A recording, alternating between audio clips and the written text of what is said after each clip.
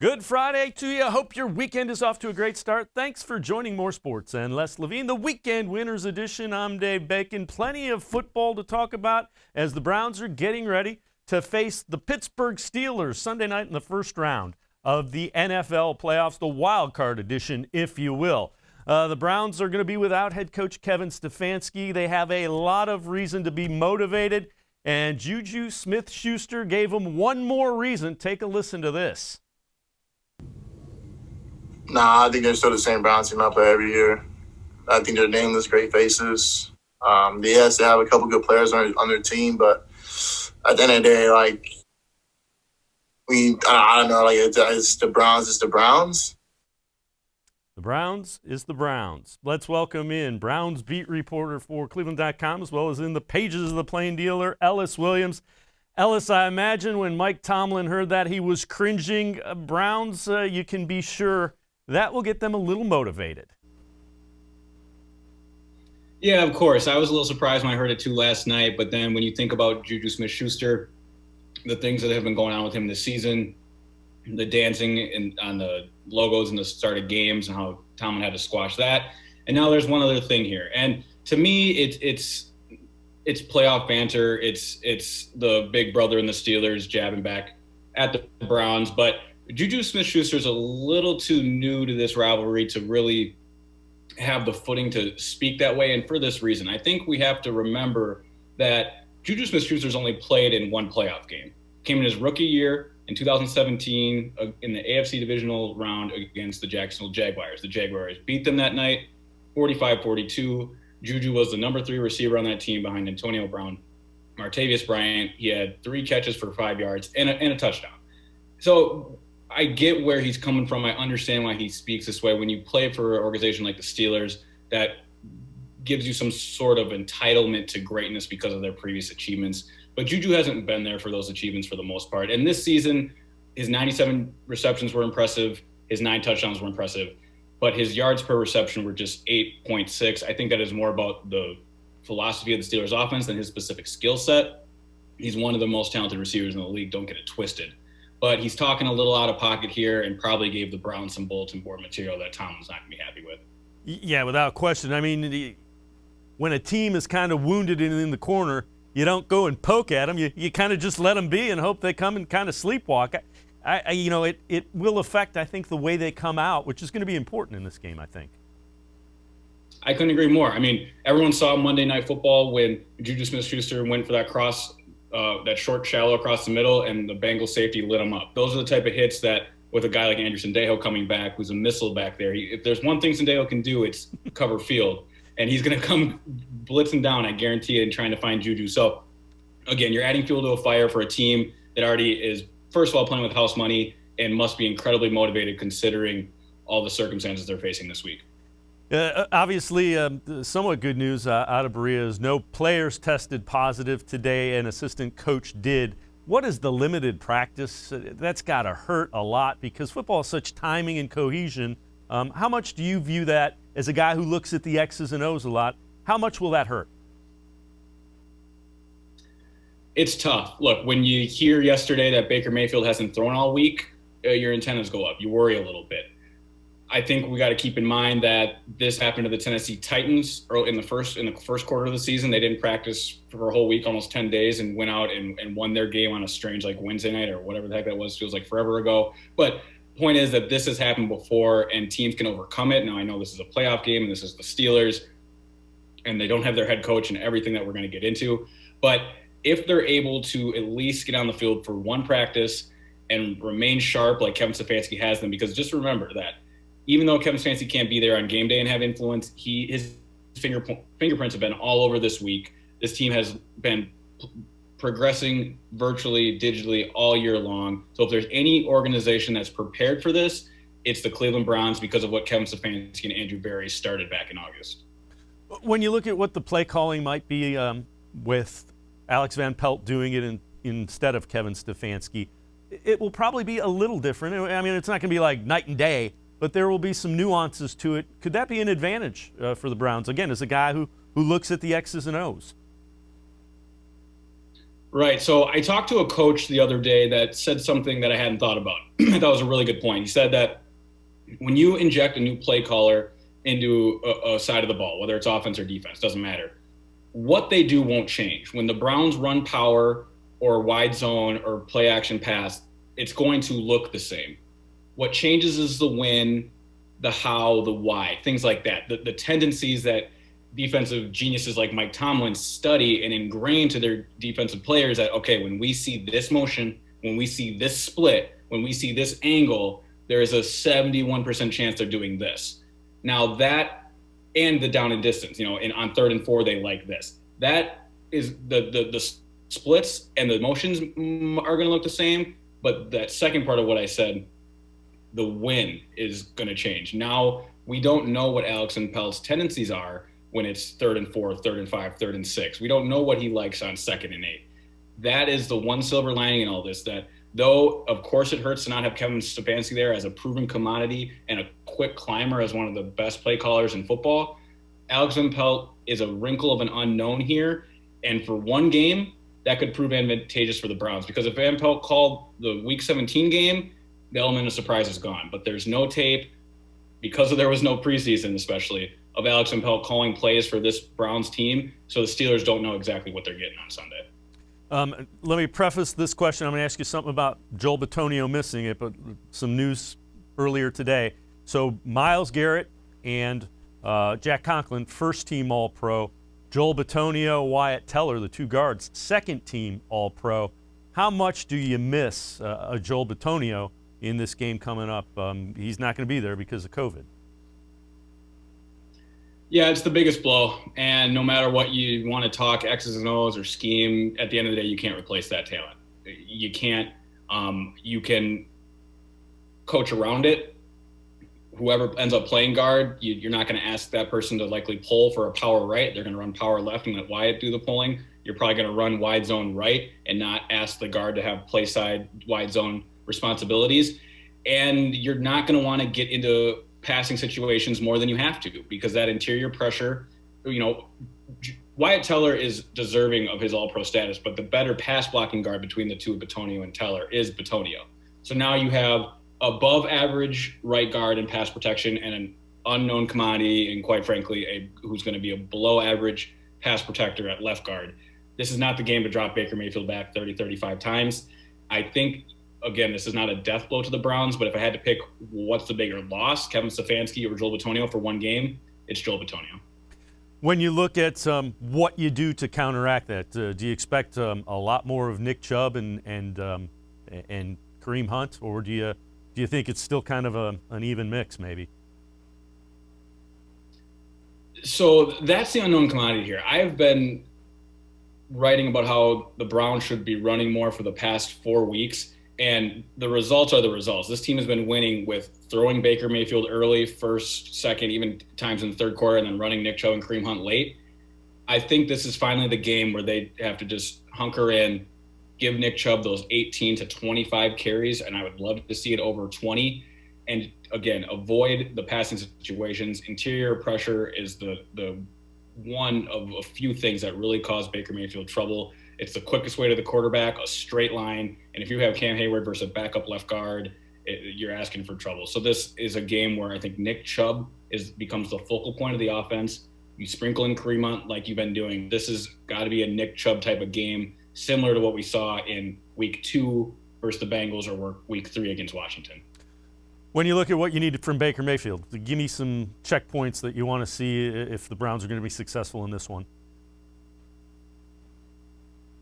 Yeah, I've been hard on Baker Mayfield all year, and he is impressed extremely in the second half of the season. And that's exactly what needs to keep happening. No turnovers, red zone efficiency and pinpoint accuracy like he's been doing, and then just holding his run fakes with the type of artistry that he's had all season. I expect those things, and that's the one thing about playoff football that you can't predict, turnovers and how guys who haven't been there are going to play. If Baker all of a sudden looks like the Baker from Jacksonville and is missing open guys and looks skittish, then this is an entirely different conversation. I don't expect that. He's given us no reason to think he's going to play that way. So as long as Baker stays on brand and is still calculated with when he decides to take off with the football like he's been doing, this game, he can do just enough to have the Browns win, assuming they don't ask him to throw 30, 35 times. Don't you get the sense that this is kind of the thing that Baker Mayfield lives for? Odds stacked against him. Everybody thinks they don't have a chance. It would seem that would play into the guy who was a walk-on in college a couple of times, right into his wheelhouse. Yeah, it fits his MO. I'll say this. No one believed in the Browns in week 1 versus the Ravens or in week 6 versus the Steelers, and those didn't go Baker Mayfield's way. He's a different quarterback now, and now he can use that fire that has got him here to hopefully push him forward. But also, you don't want to take the emotion out of Baker Mayfield, but quarterback is the one position where you need to remain even keel, especially in a playoff game. I'm really hoping Baker doesn't get too high and, of course, doesn't get too low, and just remains the steady leader for this team that got them through a Monday night game and versus the Steelers in week 17 and now here. Let me ask you, who is somebody that might be an under-the-radar name for the Browns offense to listen out for that you think could be an X factor, could be a key, comes up with a big play or two?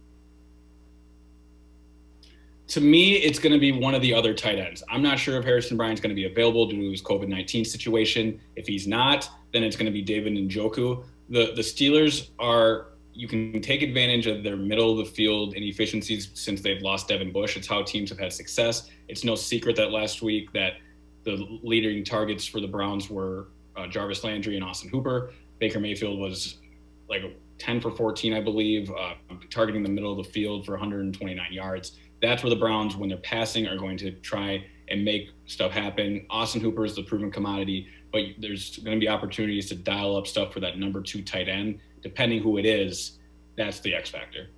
Do you expect Steelers are known to get after the quarterback, have a history of sacks and that? Do you expect the screen game to come back into play as well? That's obviously one of the ways you try to beat that, be it running back screen, tight end screen, slip screens to the wide receivers. Get it on the exterior because the secondary of the Steelers is a little bit suspect too. I think you would think. Yeah, that would make sense. One play that football is a game of what ifs, right? You're always inches away from something huge happening. In the first drive of the third quarter, the first time the Browns and the Steelers played in Pittsburgh, Kevin Stefanski called a screen for Kareem Hunt. They were really backed up in their own end. I think they were on their own 10 or 15-yard line. And Baker ended up getting sacked. But the play, had it worked, had Kareem Hunt on the right side on a short screen, and he would have had all day to just work upfield and possibly – he's not going to score. He's not going to have that type of breakaway speed. But we're talking about 40, 50, 60-yard game. That same play the Tennessee Titans that week ran against the Houston Texans in overtime, 62-yard gain for Derrick Henry, same exact play. I did a post on it weeks ago. And then it ended up winning them the game. Derrick Henry scores 2 plays later. Moments like that, the Browns aren't going to forget. I'm sure the Steelers won't either, but that's the point of playing offense and the advantage you have. You don't know when the screen's coming. Take advantage of how aggressive the outside linebackers of the Steelers play, downhill, trying to keep Baker Mayfield in the pocket and slip a screen pass right over him. Ellis Williams, beat reporter for the Browns here on cleveland.com, as well as in the pages of the Plain Dealer. We have to take a quick time out on the other side of the break. Ellis and I will flip sides of the ball. We're talking defense. Ronnie Harrison out because he's on the COVID list. Andrew Zendejo in. We'll have that and more when more sports and less Levine. The Weekend Winners Edition continues.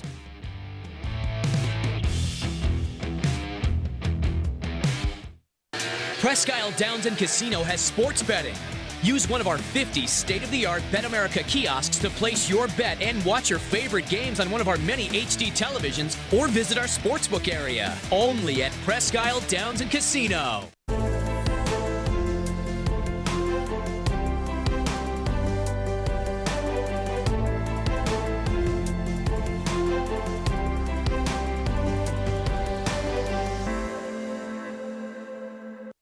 Do you like Ohio State football? Would you like to get information from me, Doug Lesmerises, about Ohio State football without having to look at my face? We have got the plan for you. Become an Ohio State text subscriber through cleveland.com. You send a text, 614-350-3315. What do you get? 2, 3, 4 texts right in your phone every day about Ohio State football. Inside information, polls, voting, all kinds of things. You can be on our podcast. We take tech subscriber questions on our Buckeye Talk podcast every week. If you really want to be involved with Ohio State football, in season or out of season, become an Ohio State tech subscriber from cleveland.com. Send a text to 614-350-3315. 14-day free trial. What do you have to lose? $3.99 a month after that. 614-350-3315. I'll see you in your phone. Tri-C is here for you. Now more than ever, you need a post-secondary education. So I encourage you to start your journey here at Tri-C. The majority of fall classes will take place online, but we've added a variety of formats to meet your learning needs, and we've taken many steps to keep you safe on campus. Whether you're ready to get started or your four-year plans have changed, Tri-C is where futures begin. The Ohio Lottery Partners in Education program recognizes role model students and teachers from across Ohio. Nominations can now be done completely online. To nominate a deserving teacher or student, go to ohiolottery.com. In the About section, find Partners in Education. There you will find links to the nomination forms. Students kindergarten through 12th grade can be academic all-stars. Teachers can be honored as a Teacher of the Month. The Ohio Lottery Partners in Education, where stars shine.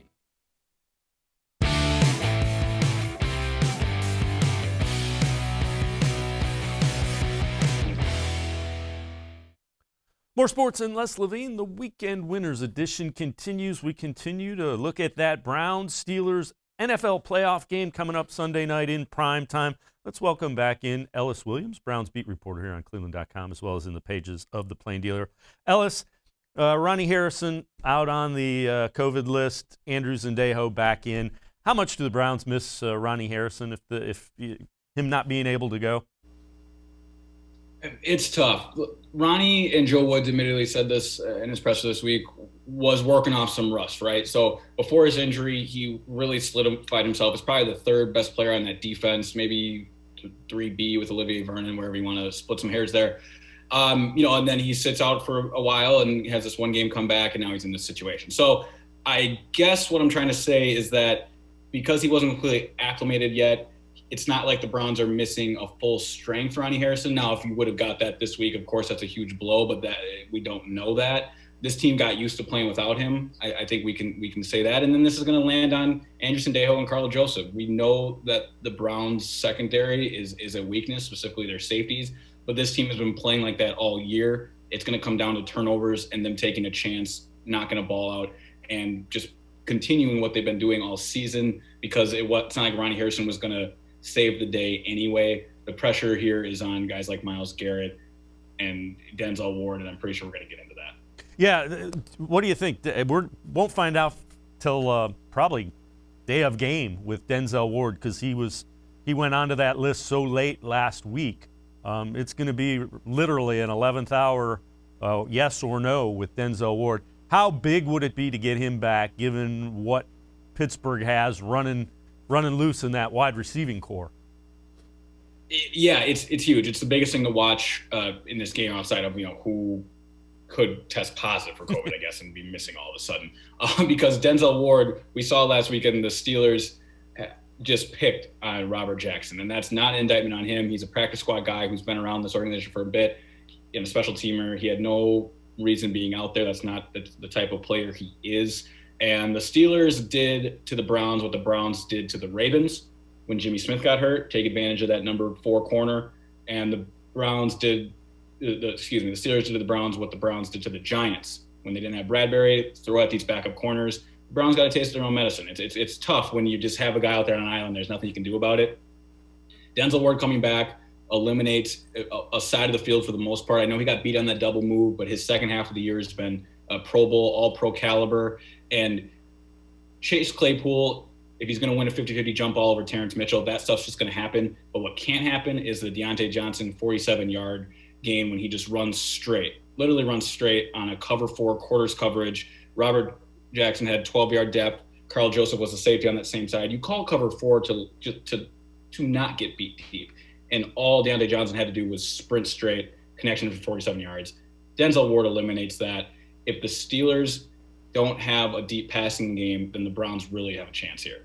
Well, and to illustrate your point, Ben Roethlisberger, if you take away the second half of the Indianapolis game, he has not been good his last 5 games, including, I'm going to include that in these numbers, and they're still not great. He is averaging 29 of 46, 259, 2 touchdowns and a pick per game in his last 5 games, and 3 of those touchdowns and none of the interceptions came in the Indianapolis game. He has not been good the last five games that he has played. That's exactly it. We got to keep in mind, this Pittsburgh offense is not a juggernaut. The Browns are not playing the Kansas City Chiefs this week. They're not playing the Buffalo Bills. Everything you just laid out is accurate. They had one explosive half versus the Colts, and then without Ben Roethlisberger, they played basically one explosive quarter, being the fourth, against the Browns last week. So unless Big Ben pulls a rabbit out of his hat like he is capable of doing and gets back into form, you got to give the Hall of Famer the benefit of the doubt there, I suppose. But this is not an offense that has just been crushing opposing defenses all season. There's some areas the Browns can take advantage of the Steelers' inefficiencies, carelessness, and just quick passing game, knowing what they like to do, that could create turnovers and all of a sudden flip this game quickly. When you look at it, I was surprised that the Browns didn't blitz a little bit more last week. Do you think they held a little bit of that back because they plan on doing that more this week? If you can't cover, one of the things you want to do is make it so that the decision has to be made quickly and you throw that team out of rhythm. Yeah, it's a great point. And with the loss of Olivier Vernon, they might be forced to blitz a little more. It's going to be interesting to follow that throughout the first quarter, how Adrian Claiborne plays and how the Browns are able to create pressure with 4. If they're not able to, expect some more blitzes. I think there's something to holding a little bit back. We got to remember that was a win and get in game. So I don't think either side of the ball was really worried about the upcoming week, because the Browns needed to win that football game. But without Olivier Vernon, if Joe Woods is sitting there and realizing he can't create pressure with 4, expect some creative looks. Joe Woods is capable of that. Think of the Ravens play on Monday Night Football that Lamar Jackson ultimately scored on. But, that's the type of pressure that Big Ben could never handle. So it's in Joe Woods' bag. I wouldn't be surprised if we see it. But really, the defensive line, rather than getting pressure on Big Ben, which is, of course, important, this is going to be about getting their hands up and trying to deflect the football. Big Ben releases the football quicker than any quarterback in the league. You're probably not going to get to him in 2.5 seconds. Get your hands up, cause the deflection. All of a sudden you have a turnover that no one expected. Well, and the flip side of it is he does try to extend plays. Even at his advanced age, his mindset is I can always find a way out of it. How important would it be to get Myles Garrett? And I don't think Myles has been 100%. I don't think I'm shattering any, it's no breaking news. He hasn't been himself since he came back from COVID a couple of weeks ago. Yeah, he's battling. He is battling out there. You can tell he's concerned about the long-term ramifications of COVID-19. He's been vocal about his breathing practices and many panic attacks, almost, it sounded like. With Myles, this is the type of game where his what's going on with him aside, the type of competitor he is and the way he's put this city, the responsibility of this football team, on his back, it's fitting that the 2 most important defensive players on this team are going to be Myles Garrett and Denzel Ward, because they're going to need big games. There's just no ifs, ands, or buts about it. And it doesn't need to be a consistent 60 minutes. Myles Garrett needs to impose his will in 1 or 2 big moments. He's proven more than capable of that this year, and I expect it to happen. I think before he went out, I think he was on pace to be certainly in the conversation for Defensive Player of the Year. And then you miss a couple of games and, you kind of fall behind where everybody else is making the headlines. But I think that's the type of year that he was having. He was on target to do exactly what he set his mind out to do. It's exactly it. And he's on pace to become the most dominant defensive player in football alongside Aaron Donald. Like, they're going to share that title very soon. I think Donald is like 4 or 5 years older than him. Myles Garrett's coming. And he was derailed this year, like you said, by the COVID-19, and assuming he has a whole offseason to get right and all this can be put behind him, Myles Garrett's reign over the NFL has just begun. What do you expect in this one? What if you're going to say this is the way I think this plays out? Let me ask you that, and there might be a follow-up or two as well. But how do you think this game plays out? Sure. So I'm working on a piece. It's going to be out this weekend, titled something like, 3 ways the Browns can upset the Pittsburgh Steelers. And I don't write it if I don't believe it. And there's something in my gut telling me that the Browns can pull this one out. There's just too much of the Browns are dead in the water. This is over. And I get where it's coming from. No practices, no head coach and play caller. You lose a few defensive guys. I get it. But we talked about the unpredictability of Alex Empelt, how that element of surprise for one game could make a difference. I've detailed how I'm not going to crown the Pittsburgh offense for playing one good half of football.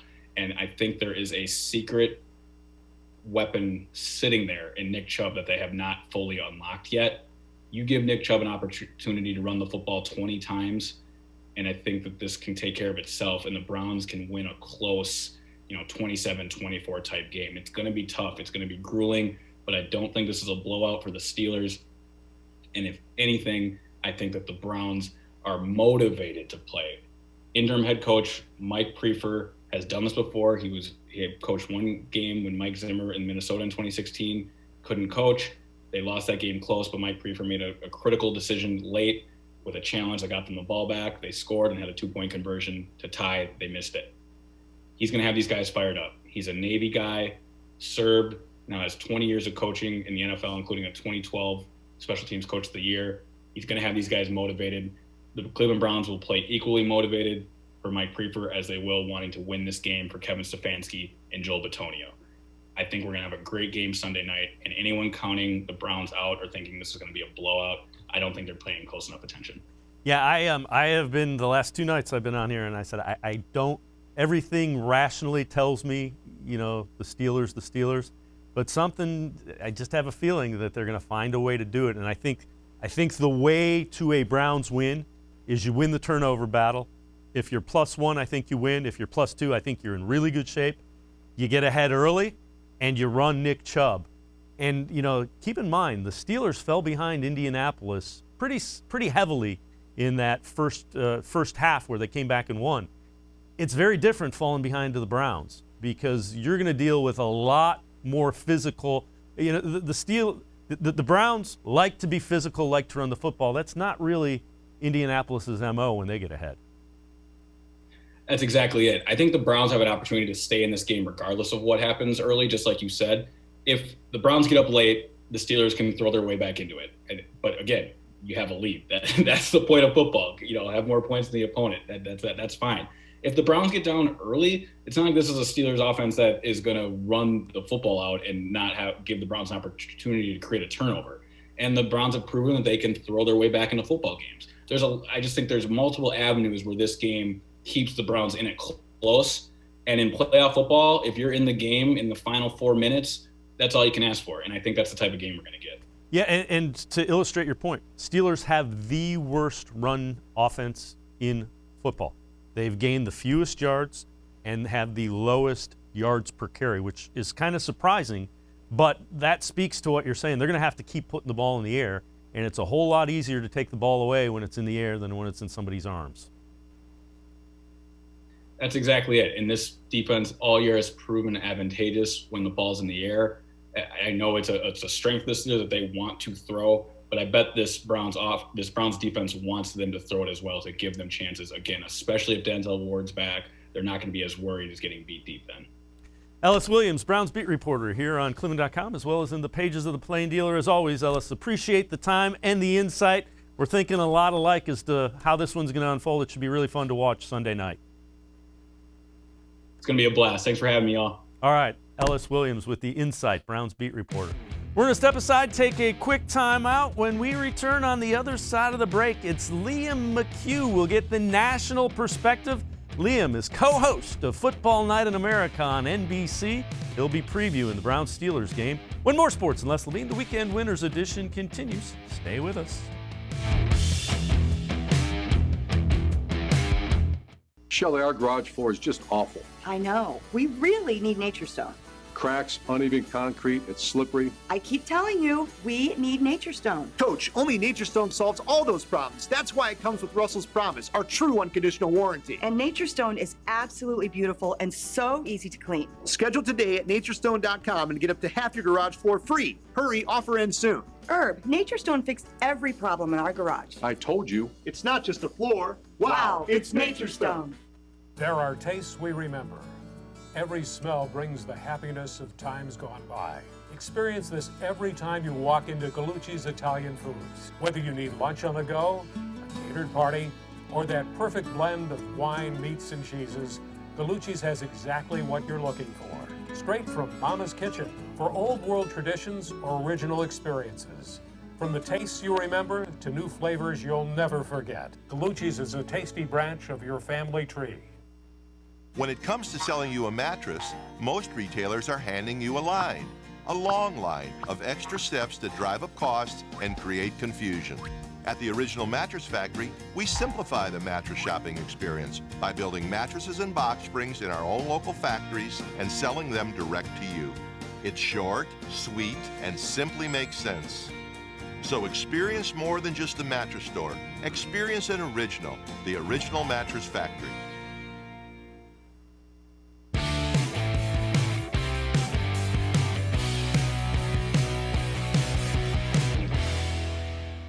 More sports and less Levine. The Weekend Winners Edition continues. We continue to talk Browns-Steelers playoff game Sunday night on NBC Sunday Night Football. And we are pleased to be welcoming in Liam McHugh, who is the co-host of Football Night in America for NBC. Liam, as always, appreciate the time. Thanks for giving us a few minutes.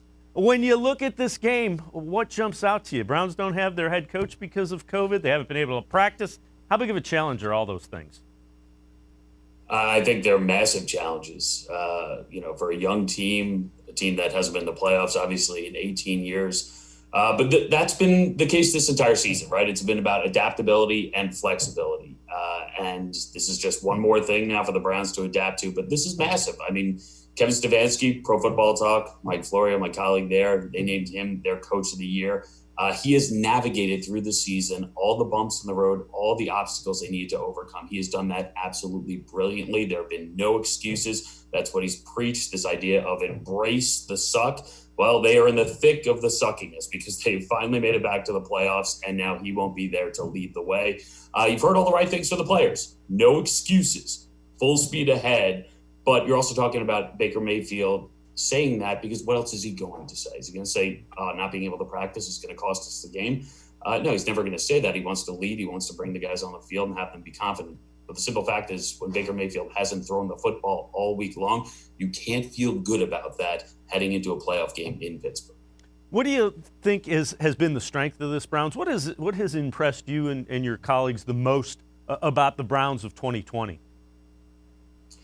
I think in some ways it's just how they've matured as a team, and they've also found a way to play to their strengths. Because, I mean, first off, you come in with Kevin Stefanski, you have a new head coach, and then right off the bat, you get smoked in the first game of the season. But then you bounce back immediately, and you start winning games, and you start developing what is going to become your team identity. And clearly that is running the football with this team.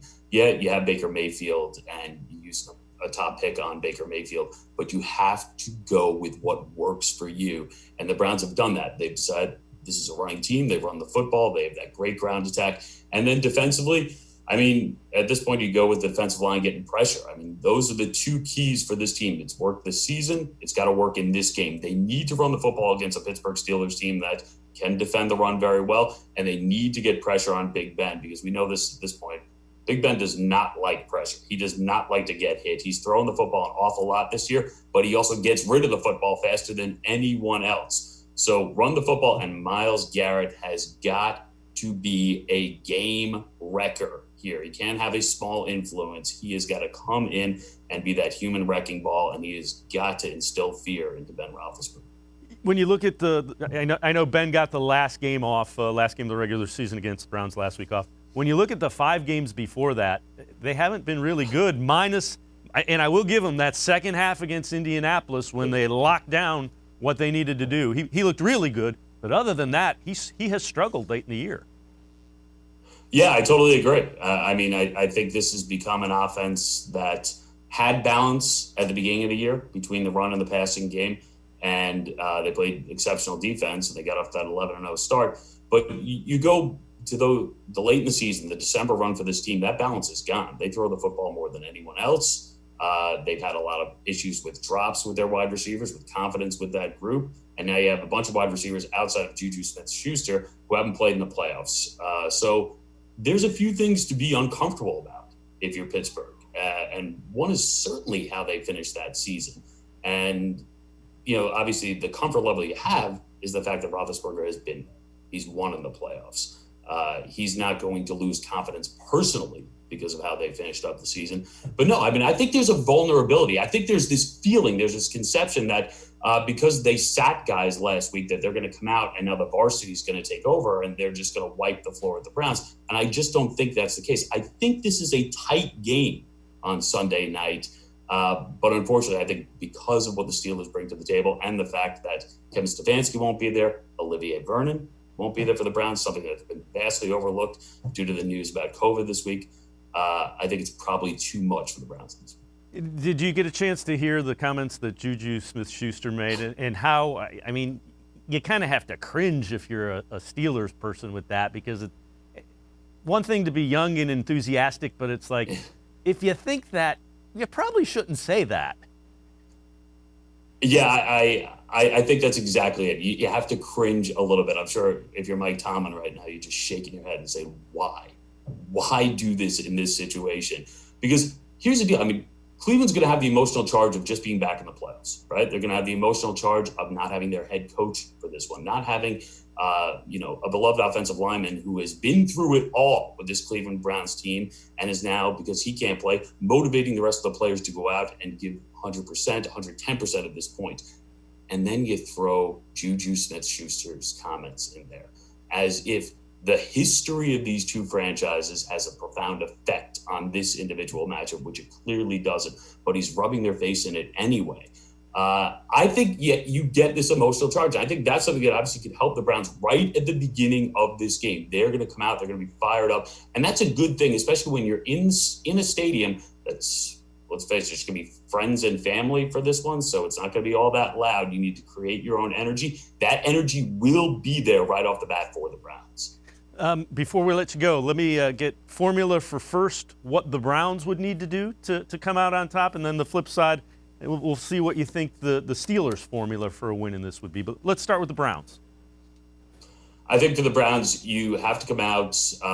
You have to score early because I think you don't have Kevin Stefanski calling plays, but it's going to be scripted at the very beginning. And if those scripted plays can get you off on the right foot, and then the rest of your coaches can make the necessary adjustments, that's key. You need to run the football, as I said. You need Myles Garrett to absolutely be the game wrecker he can be in this situation. And for Baker Mayfield, I think you need that controlled swagger where you have that emotion at the beginning, but then throughout the game, you can adjust, you can see the field, you can read the game, and then make plays when you need to make plays. On the other side for Pittsburgh, I think it's as simple as TJ Watt's got to come in. He's got to have an impact. He's got to make Baker Mayfield uncomfortable. You can't have receivers dropping the football if you're Ben Roethlisberger because they're going to throw the football quite a bit. He needs to get rid of it. You need to protect Ben. You need to definitely, I would say at this point, calm the influence of Myles Garrett.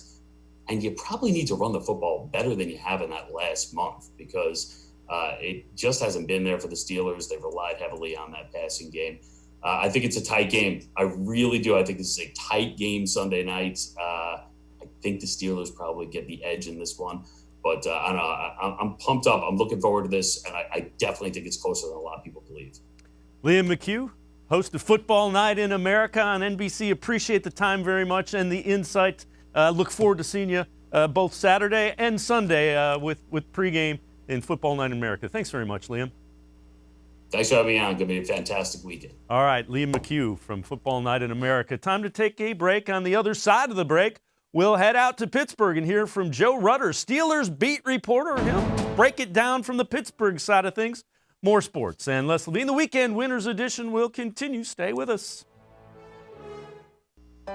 We're living in uncertain times, but you don't have to put your future on hold. At Tri-C, you can move ahead while staying safe and saving money. The majority of fall classes will take place online, but we've added a variety of formats to meet your learning needs, and we've taken many steps to keep you safe on campus. Whether you're ready to get started or your four-year plans have changed, check out Tri-C's programs and resources, because Tri-C is where futures begin.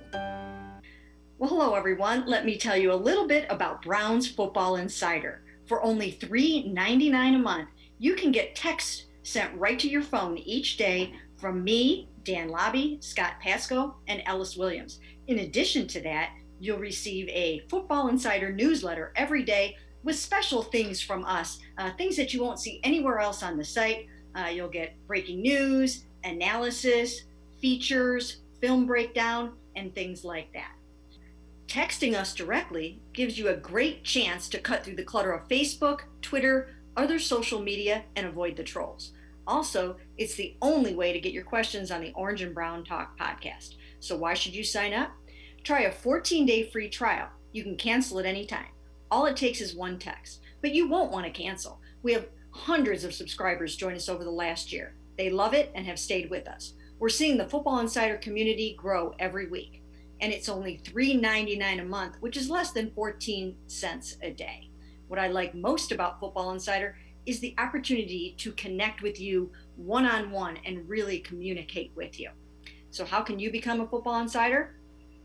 You can click on cleveland.com/Browns, the blue banner at the top of the page. Or easier yet, text me at 216-208-3965. Again, that's 216-208-3965. It takes attention to detail. With your local Bryant dealer, you're getting more than just a technician. You're getting someone who pays attention to your needs and the little things that make a big difference. It takes the dealer you can rely on. And to keep your family warm this winter, here, let me show you how this works. It takes Bryant. Bryant. Whatever it takes. And to keep your family comfortable, it takes Smiley One Heating and Cooling. Find them at smiley1.com.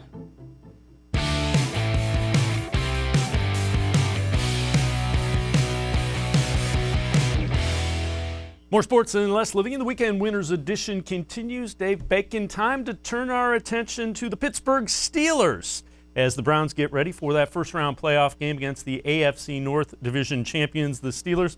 Let's welcome in Joe Rutter. He is a Steelers beat reporter for the Pittsburgh Tribune-Review. Joe, appreciate the time as always. Tell me, first 11 games, Pittsburgh knocks off 11 straight, and then they go into a patch where they kind of struggle. Having said that, they looked really good in the second half against the Colts to win the AFC North in that game. What do you think the difference was?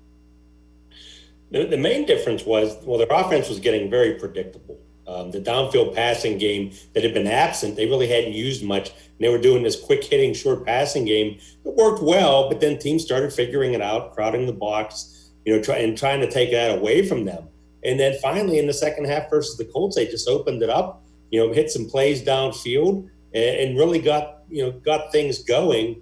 And even last week, even though it wasn't Ben Roethlisberger, they started to do more of the same with Mason Rudolph throwing deep. So, I think they're feeling confident that they've got the downfield passing game issue solved. And, they think that can be a big weapon for them in the playoffs. The thing that really surprised me when I looked at it, the Steelers' run game has struggled pretty much. Well, the first 5-6 games, it was pretty good, in fairness. Yeah. But now you look at it, and they have the fewest yards gained rushing and average the fewest. Is it a matter of the line is a little beat up, getting a little up there in age? What do you think the reason for that running game not being there for Pittsburgh? When I think of the Steelers, I usually think of a team that can run the ball if they need to. Yeah, look how far they plummeted. I think they were 9th in rushing after 6-7 weeks, and they plummeted all the way to the bottom. The line has a lot to do with it. The line was always built to pass protect for Ben Roethlisberger first and foremost, and not as good on the run. But yeah, that and just, James Conner just hasn't, had really any big games. Benny Snow hasn't done much. And they're a team that relied, especially as the season went on, started relying on the pass in that short passing game. to kind of set up the run. And that worked for a while, but then once teams caught on to that, they were able to stop both. In the running game, they're just not built to run the ball extensively and successfully. So they've kind of got to set it up more with the passing game. And that hadn't happened until, well, pretty much the whole second half of the year. How has Ben Roethlisberger looked? I know he was really good in the early going. How has he looked, when you look over the last 4 or 5 weeks? He got last week off because you clinched the division. But how has Ben looked late in the year? He went from a guy who was getting talked about maybe for MVP consideration to a guy who looked like every bit of 38 years old and that the end might be near. Now, he did, play well against Indianapolis, kind of to, put that kind of talk on pause. But there are concerns going into the playoffs. Just what kind of quarterback is he? Is he going to have enough to get this done? He has the wide receivers, obviously. The line play we're not sure about. And he seems like he still has the arm strength, but really his decision-making hasn't been good. And he hasn't, except for that half against Indianapolis, really hasn't had the touch on his passes. When you look at last week, what are some things that the Steelers took away? You got to rest some guys, which is always a big thing when you're going into the playoffs. What were some takeaways that you think the Steelers and the like took from that game where you're within 2 points, had a chance to tie it with Mason Rudolph and Joshua Dobbs at quarterback and resting some of your better players on defense? I would say first and foremost, getting Chase Claypool back involved. He was such a big part of the offense kind of through the mid part of the season. Really, at the time, looked like he might be a Rookie of the Year candidate. Then they really monitored and scaled back his playing time so he wouldn't hit that so-called rookie wall. It was only really against Indianapolis and in this last game against Cleveland that he became a bigger part of the offense, and they really got him involved in the downfield passing game. So that was encouraging for them. They worked Josh Dobbs in a little bit for the first time this year, and now they're talking that they might try to sneak that in as part of a package again for this playoff game. I'm a little skeptical on that. And I think on defense, Cam Sutton stepped in for Joe Hayden, who's on the COVID list, and really played well. He's more of an inside type corner, but they threw him on the outside, and he had a fairly decent game. The Steelers are also getting healthy. Spillane coming back to practice. So are those guys that you think could potentially be available? And what kind of difference would some of the guys getting healthy make for the Steelers in this playoff game? Well, they're getting Matt Filer back at left guard, although when he was out, the rookie Kevin Dotson really played well. In fact, David DeCastro raved about his play. But I guess Filer will automatically get his job back. Spillane, they need his, he's a guy who was kind of unsung. Nobody knew about him. Devin Bush goes out in that first game against the Browns. Spillane comes in and actually played really well, especially in run defense until he went out. So, having him back, they really are thin at inside linebacker. They've had Avery Williamson, Vince Williams, and not much else behind them while Spillane has been out. And Williams missed practice on Wednesday with a quad injury. So they're going to need Spillane back out there to kind of take up a lot of those snaps. What is the formula for the Steelers to win this game? And how confident do you think the Steelers are, given some of the challenges that the Browns face? What do they need to do to see success? And what are some things that maybe concern you, like if this happens, things aren't going the way we really want it to? If they fall behind again, I think it's a big concern. Last time they were in the playoffs against Jacksonville, down 21-0 and 28-7 in the first half. And you look at the last 5 games of the Steelers, they haven't scored a point in the first quarter in that span. And, they trailed in the last 4 games, they trailed by double digits at some point, in the second half, and were only able to rally that one time. So if they get off to another slow start offensively, and the Browns are able to jump up on them, that could, really tighten things up for them and put a lot of pressure on this offense. And, they haven't really been able to play with a lead for a long time. And I think that's something they want to make sure they do.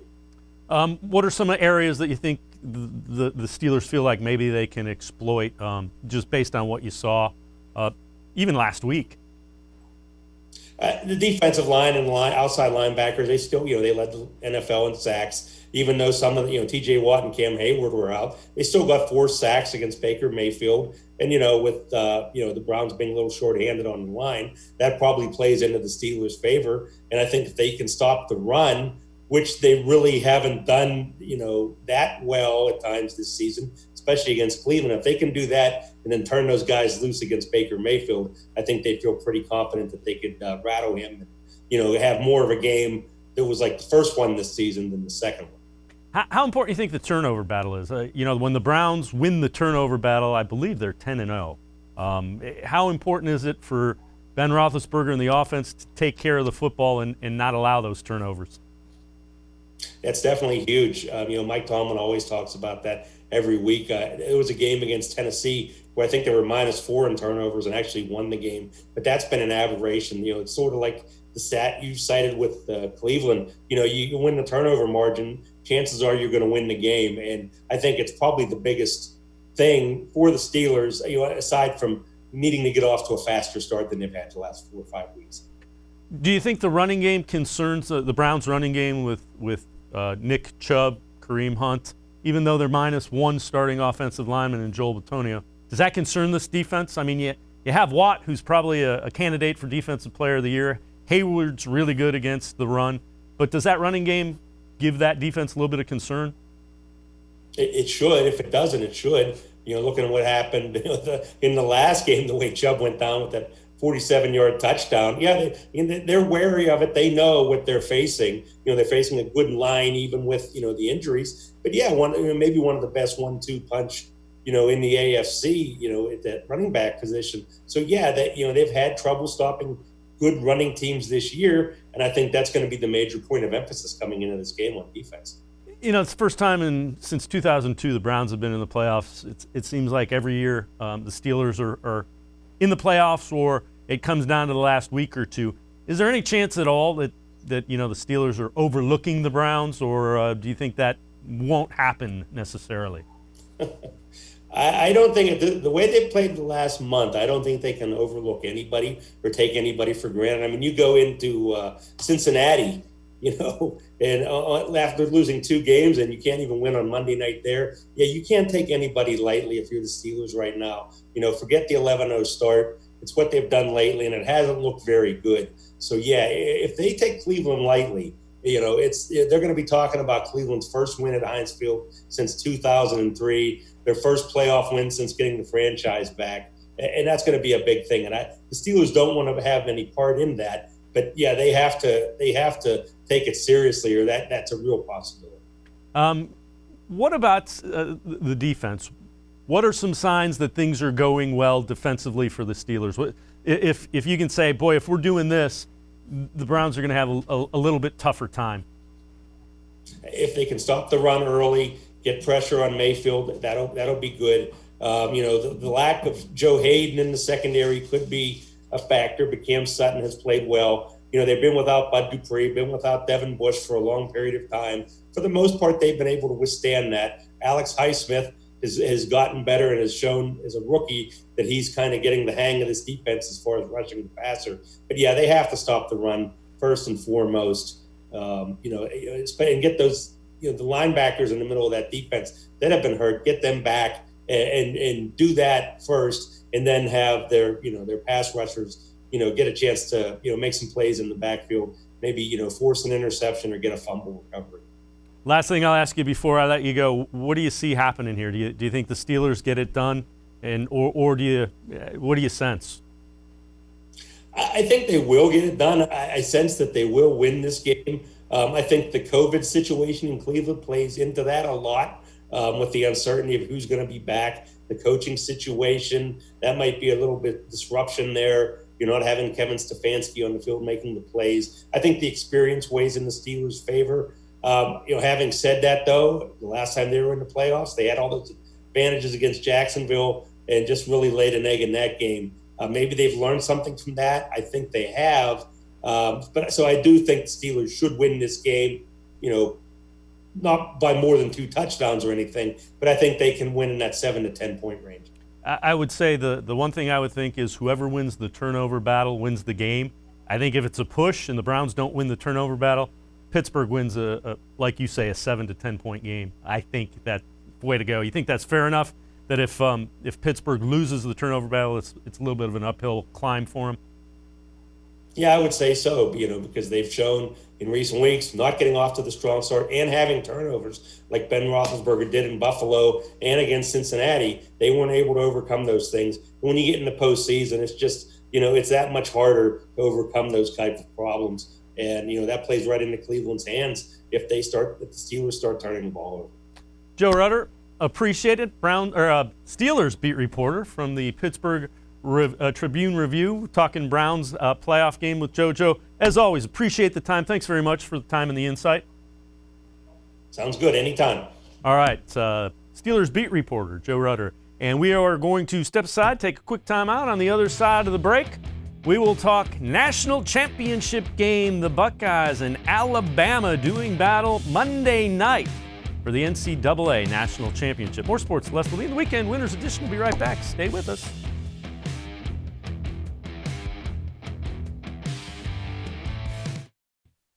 Presque Isle Downs and Casino has sports betting. Use one of our 50 state-of-the-art Bet America kiosks to place your bet and watch your favorite games on one of our many HD televisions or visit our sportsbook area. Only at Presque Isle Downs and Casino.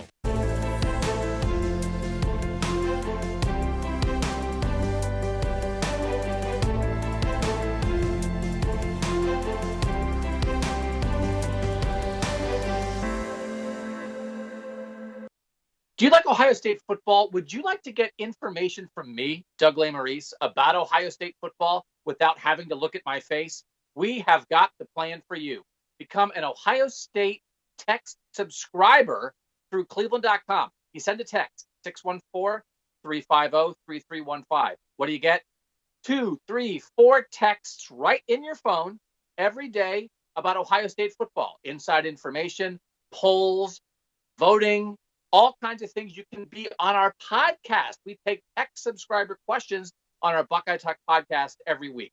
If you really want to be involved with Ohio State football, in season or out of season, become an Ohio State text subscriber from cleveland.com. Send a text to 614-350-3315. 14-day free trial. What do you have to lose? $3.99 a month after that. 614-350-3315. I'll see you in your phone. Tri-C is here for you. Now more than ever, you need a post-secondary education. So I encourage you to start your journey here at Tri-C. The majority of fall classes will take place online, but we've added a variety of formats to meet your learning needs, and we've taken many steps to keep you safe on campus.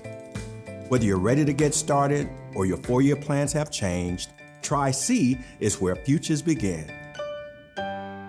The Ohio Lottery Partners in Education program recognizes role model students and teachers from across Ohio. Nominations can now be done completely online. To nominate a deserving teacher or student, go to ohiolottery.com. In the About section, find Partners in Education. There you will find links to the nomination forms. Students kindergarten through 12th grade can be academic all-stars. Teachers can be honored as a Teacher of the Month. The Ohio Lottery Partners in Education, where stars shine.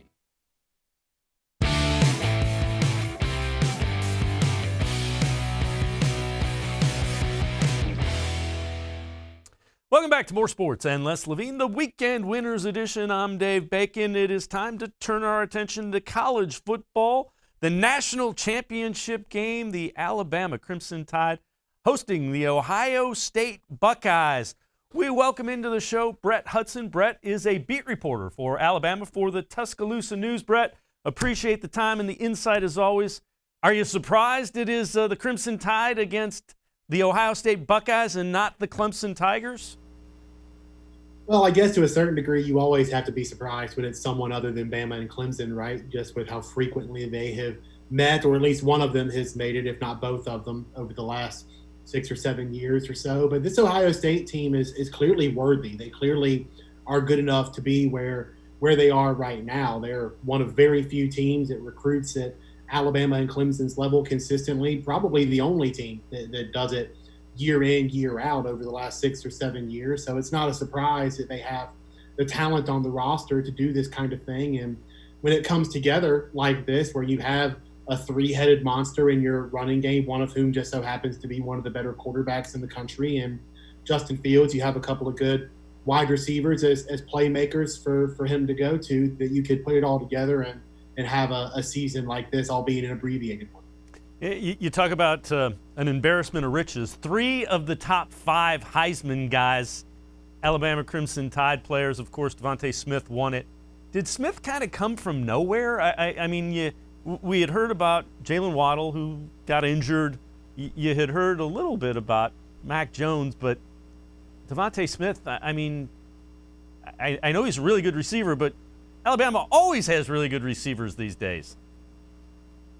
Yeah, he didn't come from anywhere, out of nowhere in terms of just productive wide receiver play and being good on this Alabama team, because even with Henry Ruggs III and Jerry Jeudy on last year's team, 2 guys that got drafted in the first round of last year's NFL draft, he actually led the team in receiving yards. I think he led it in receiving touchdowns as well.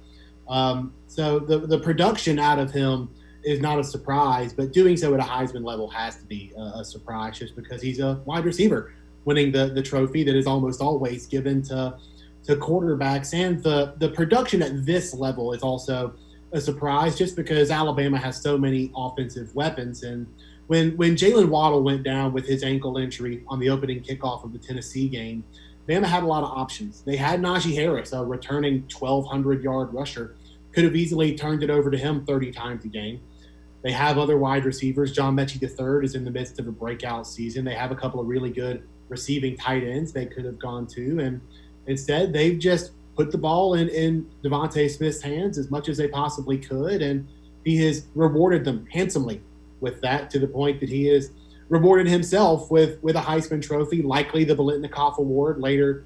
Today is Thursday, right? Later Thursday night, and then other awards down the line, possibly a national championship too. How good is he? You know, and we've kind of alluded to it. You had Jerry Jeudy, you had Ruggs, you've had Julio Jones. Is this, you know, the most phenomenal year you've seen from a wide receiver? I mean, over 100 receptions, 20 touchdowns. And how good of a pro do you think he figures to be? I paid special attention to him against Notre Dame, and he does a lot of things you like from a wide receiver at the next level as well. Yeah, I think he's going to be a great pro because, yeah, he's a little small, and his top end speed may not be what an NFL franchise would prefer it to be. He may not run the 4.39 40 at the combine or whatever, but where he excels is he is so good at the small, minute details of route running and overall wide receiver play that, frankly, it takes someone who has played the position at a high level to see those things and understand those things. I mean, I didn't understand what made Smitty as good as he is until I talked to some of those people, until I talked to the people whose record he's broken, to understand what it is about his route running ability and his skill that makes him this good. And I think that's what translates to the next level for him. Is everybody in the NFL is an athletic freak. Everybody up there was a combine warrior because that's all the NFL values, apparently. So you got to have skill at some point, right? And Smitty has that coming out of his ears. He has all of the minute, very difficult to acquire skills that obviously separated him at the collegiate level, and it should help him stick around in the NFL for quite a while, if not thrive up there too. Tell me a little bit about Mack Jones, what you've seen this year. I don't think anybody thought he was going to be as good as he is, and he's kind of played his way to potentially being a first-round draft pick in the NFL as well. Yeah, the thing with Mack is elite deep ball accuracy. You know, we had 2 years of Tua around here, and that's next-level accuracy too. We're talking accuracy down to the inch or the centimeter on short and intermediate throws, but where Mack really excels is the deep ball. He places that accurately as well as any quarterback in college football right now. And I say that knowing that Trevor Lawrence is in the upcoming NFL draft. I say that knowing that they're about to play Justin Fields in the national championship game, and Zach Wilson had a huge year, and Ian Book to a lesser degree. I know that the quarterback position in college right now is pretty good. Nobody throws a more accurate deep ball than Mack Jones in college football this year. And I think the best example I can give to describe that is a touchdown he threw to John Mechie III in the Iron Bowl. He had gotten past his receiver, so he was like crossing the goal line He just had his hands out here for a bucket catch, right? The ball is going over Mechie's shoulder, and he loses it in the stadium lights. But the ball just lands in his hands in stride as he's running into the goal line. That throw right there really exemplifies how accurate Mack Jones is on passes 20 to 25 yards down the field or more. And I think that's what's made him not only such a good quarterback for this season, but also such a great fit for this scheme. This is a complex passing scheme that forces opponents to defend all areas of the field at all times. And you need someone who can accurately place a deep ball like that. And Mack is very much that guy. And he's smart. He's intelligent. He understands the system, and he understands game flow. He isn't someone who's going to force things down the field when he doesn't have to, which frankly I would if I were that gifted with the. He hasn't. There have been a couple games this year against Arkansas and against Notre Dame where they've played a soft, sagging zone. They forced Alabama to go underneath in the intermediate range. They just decided they weren't going to get beat by 30 and 40-yard bombs down the field, and Mack Jones took that. He had high completion percentages in both games, and Bama marched their way down the field in those games. So with Mack, you're getting elite deep ball accuracy, but you're also getting a intelligent person at the helm of your offense who understands what the best thing is at that point in time and doesn't get lost in I guess desires for more. He understands the bigger picture, I guess. How good is this Alabama team? You've had a number of good ones that you've covered the past several years. Where does this rank, just talent and the like? Find out on Monday. Right? It's a really good one. It's a really good one. I think if you're going to compare it to some of the best ones of Saban's era, you would probably prefer it to be a little better defensively. But I think you can also somewhat comfortably say that this offense is better than any that Saban has had in his time. Maybe the 2018 team has a fighting chance, and you can have that argument online if you want to. I'm sure you'll find someone willing to debate you on it. But as long as they maintain their current offensive pace through that national championship game and win it, I think there's a good case to be made for it to be one of Alabama's better, not just based on the guys on the field and the units and the numbers and all that, but this team won 11 straight SEC games. No team has ever had to win 11 straight SEC games in one season and then go win 2 playoff games to win the national championship. That's never had to be done in college football history. So the alterations to the pandemic schedule do kind of boost this team's legacy, I guess, because they were forced to go through the rigors of a schedule that none of Saban's teams before that had to do. We had heard that Jalen Waddle was getting healthy. Can you give us where he stands, what you know as far as Waddle goes? Talented wide receiver, big play guy too. Yeah, he's practicing. He's back on the field, which is the first necessary step. You know, it's funny. There was this video circulating of him walking around in the locker room once he got the cast removed and he was off crutches and all that, and people automatically went to, when's he getting back on the field? It's like, dude, there is a huge gap between walking around in the locker room and playing Division I football at a high level. I can go walk around my living room right now, but nobody's trying to put me on the field in Miami against Ohio State, okay? Now, a good bit of that chasm has been bridged. He is at a point where he's cleared for a certain amount of physical activity. He's cleared to practice. And the medical staff, based on what we know right now, the medical staff is kind of going to leave it up to him. Now, there are a lot of practices in between now and Monday night's game, so he could turn it or he could come out of a route and feel something pop or twinge or whatever, and that could set this all back. And that's why I'm still a little hesitant to say I'm even confident that he's going to play in the game, because there are a lot of routes to be run. There are a lot of practices to be navigated before he can get to Monday night feeling like he can contribute to the team. But if he does that, it sounds like the medical staff is going to leave it up to him whether he wants to play or not, and that's a personal decision that I don't really have much of a reason or justification to comment on.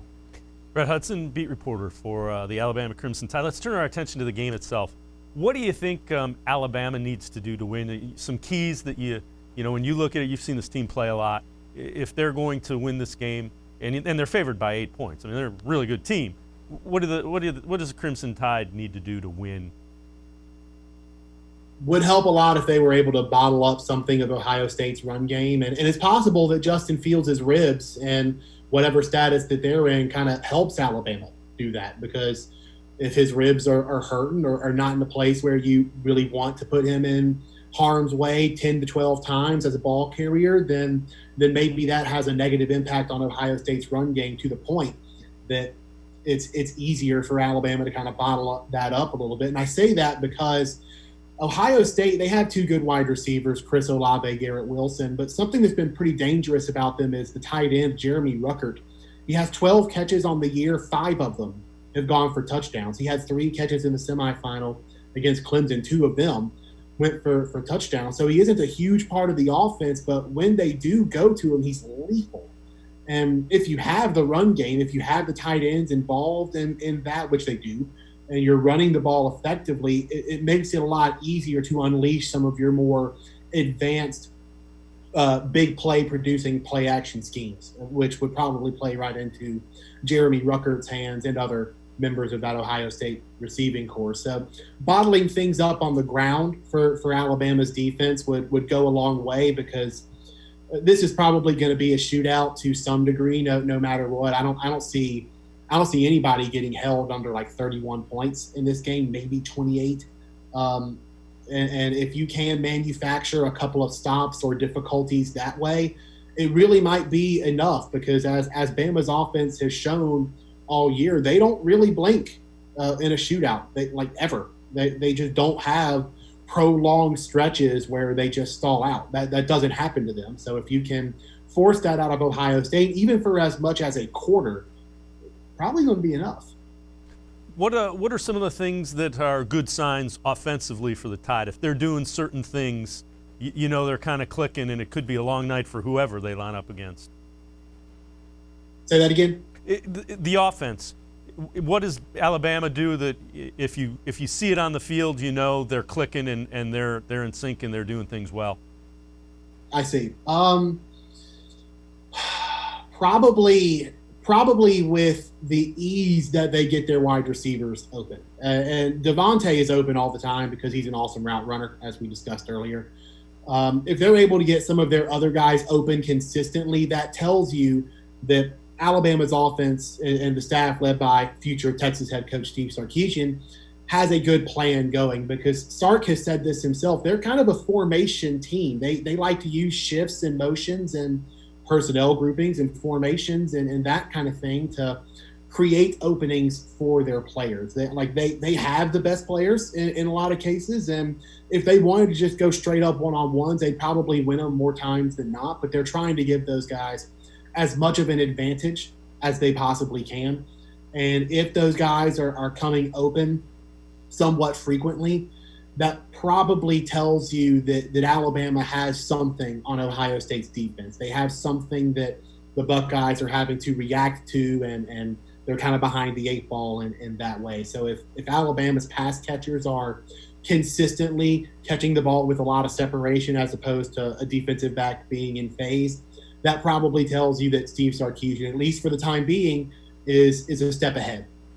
What about some things that concern you? If this happens, it could be a long night. I guess a formula for Ohio State to pull off the upset and beat Alabama. What do you think happens if Ohio State wins this?